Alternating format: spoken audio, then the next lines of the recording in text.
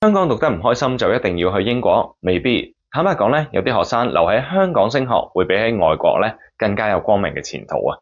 今集就同大家分析邊一類嘅學生適合留喺香港，邊類適合移英，等大家咧有多一個角度去思考。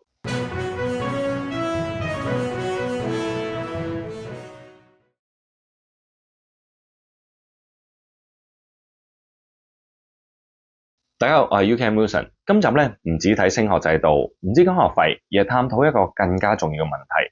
小朋友究竟適合留喺香港啊，定係移民去英國讀書好？我個人咧就認為香港嘅教育制度咧係為一部分精英嘅學生而設㗎。如果你小朋友喺 DSE 呢個體系下適應得唔錯，中英文語言能力好，數理能力亦都強嘅話咧，咁佢喺本地大學升學咧反而容易跑出。而家咧亦都越嚟越多香港嘅大學入到世界8強嘅大學，除咗三大之外咧，其他8大院校嘅提名都有所提升。日後啦出到嚟香港社會咧，競爭能力都一定唔會弱，長遠升做高管嘅機會咧，亦都會比起移民去海外嚟得更加好。如果個專業咧同金融、法律或者醫療相關嘅話咧，就更加有優勢添。但係如果你發覺小朋友唔太適應考試導向，或者已經好唔中意中文，未揾到自己興趣咧，咁英國嘅學制咧可能更加適合佢。英國咧其實由中學已經會分學術同埋應用兩個路線㗎啦。一般香港人比較熟悉嘅 A Level 咧就係一個學術嘅路線，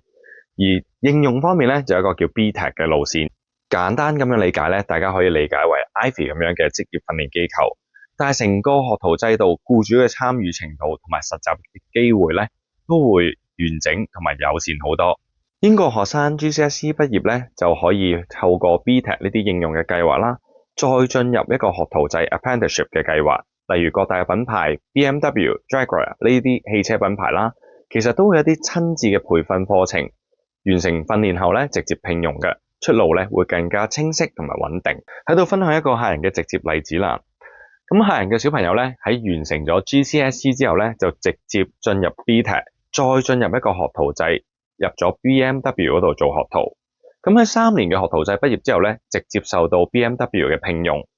而佢同年畢業嘅一個 Mechanical Engineer 嘅畢業生咧，喺揾工上面咧，反而咧就唔夠呢個學徒制咁有經驗，